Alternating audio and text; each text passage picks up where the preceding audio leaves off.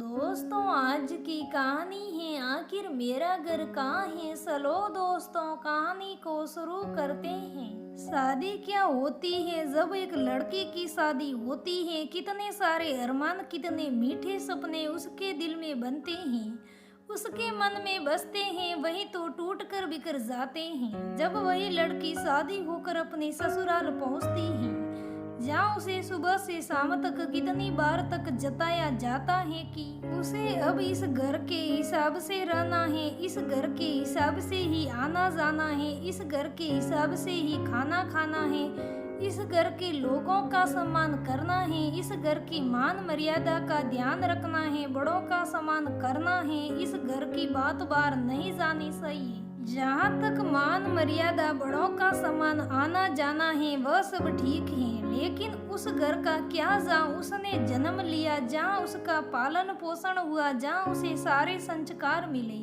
क्या वह घर भूल जाना इतना आसान है? क्या वाकई में ससुराल के लिए उसे अपने मायके को भूल जाना चाहिए? आइए सुनते हैं पिया की कहानी। पिया की शादी को मुश्किल से 4 दिन हुए थे।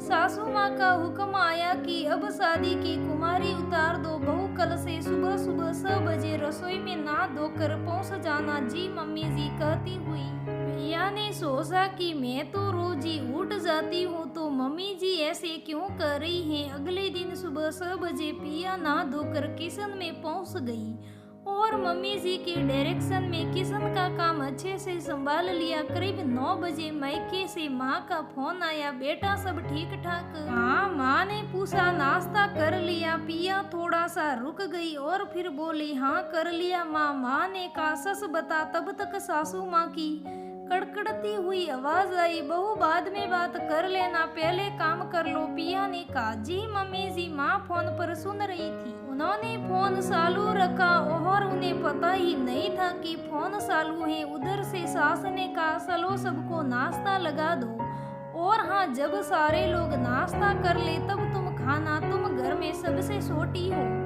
और एक बात, ये दिन भर फोन पर लगे रहने की आदत छोड़ दो, तो ही तुम्हारे लिए अच्छा रहेगा। यह तुम्हारा घर नहीं है, ससुराल है, जहाँ तुम्हारे हिसाब से काम नहीं होगा, तुम्हें सबके हिसाब से काम करने पड़ेंगे। पिया की माँ चुपचाप सुन रही थी। पिया ने सबको नाश्ता करा दिया और फिर सबसे लास्ट में खुद भी खा लिया।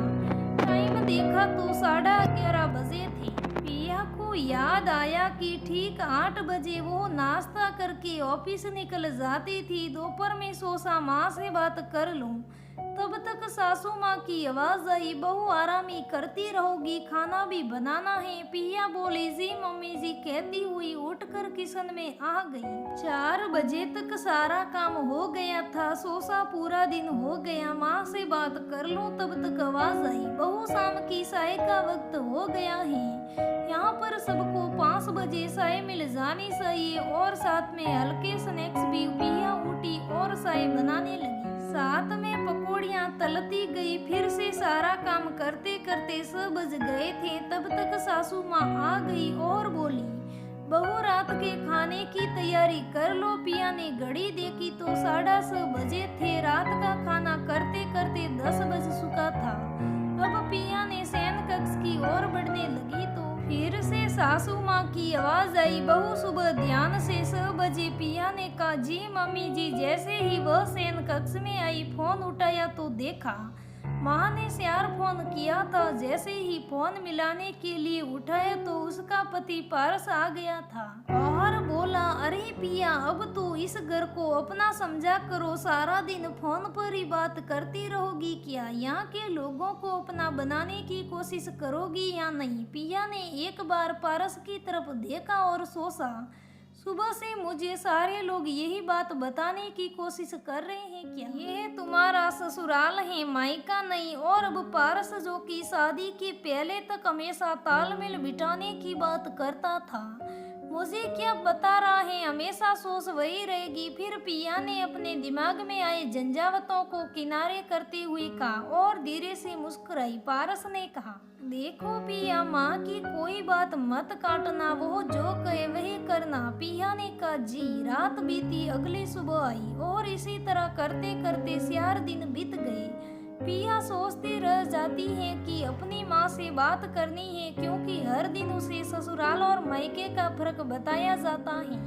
एक दिन घर में कुछ सहल पहल सी हुई थी। थोड़ी देर बाद किचन में उसकी छोटी बहन आई और उससे लिपट गई और बोली, क्या दीदी, तुम तो ससुराल के रंग में रंग गई हो, हम लोगों की याद नहीं आती है क्या? चलो चलो, तुम्हें लेने आए हैं। पिया बहुत खुश हो गई। तब तक किचन में सासू माँ आई और बोली, पिया दोपहर का खाना बना दो, तब जाना है। और आइए, पग फेरे की रस्म है तो कल शाम तक वापस आ जाना है। पिया ने कहा, मम्मी जी 2-3 दिन रुकने दीजिए ना। पिया की सास ने कहा, अब यही तुम्हारा घर है बेटा, कहते हुए किशन से चली गई। पिया ने मन में सोचा, अभी मेरा घर हो गया। उधर पिया की छोटी बहन दीदी की मुश्किलों का शायद कुछ भाग बन गई थी। खैर, पिया मायके गई और अगले ही दिन उसके लिए ससुराल से बुलावा आ गया। पिया वापस आ गई। 1-2 महीना ऐसे करते करते 4 महीने गुजर गए। वही बंदी बंदाई राजमर्मा की जिंदगी हो गई। सुबह से रात तक रसोई, उसके बाद पति की बातें, तुम्हें सबका ख्याल रखना है। एक दिन पिया ने पारस से कहा, मेरा ख्याल कौन रखेगा, मैं तो सबका रखूंगी। तो पारस ने कहा, तुम्हें अपना ख्याल खुद ही रखना पड़ेगा। पिया रो पड़ी। एक बार फिर भी पारस ने यह नहीं कहा कि मैं हूं ना। क्या इसी के दम पर प्यार की लंबी लंबी डींगे हाँकते थे। पारस पिया के कॉलेज में 2 साल सीनियर था और वही उनसे पिया को पसंद करके पिया के घर शादी के लिए रिश्ता भेजा था। पिया के माँ बाप ने सब कुछ देखा पारका और सोचा, लड़का पिया को पसंद करता है, बहुत खुश रखेगा।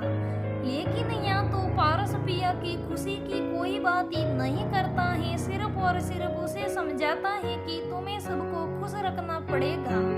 पारस ने जब पिया को रोते देखा तो उसे आलिंगन बंद किया और कहा, होता है पिया, ये सबके साथ होता है, ससुराल है ना। पिया ने फिर से पारस की तरफ देखा और सोचा, यह वही पारस है जो मुझे कहता था कि हमारा घर तुम्हें अपना ही लगेगा, और आज कह रहा है कि ससुराल है। आंसुओं की धारा बह चली पिया की आंखों से। पारस को लगा शायद पिया के मायके की याद आ रही है। बोला, कोई बात नहीं, माँ से बात कर लो और एक दिन के लिए मायके हो आओ।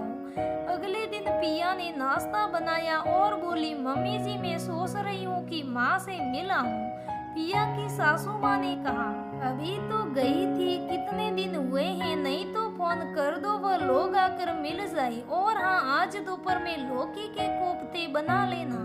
फिर किया। पिया उसी नरक में जीती रही, रात दिन काम करती, फिर भी उसे कोई अपना नहीं मानता और कहता, ये तुम्हारा मायका नहीं ससुराल है। दोस्तों, एक लड़के की जिंदगी बहुत कठोर होती है। मायके में बोलते हैं पराई है और ससुराल में बोलते हैं पराए घर से आई है। आखिर उस लड़की का घर कहाँ है?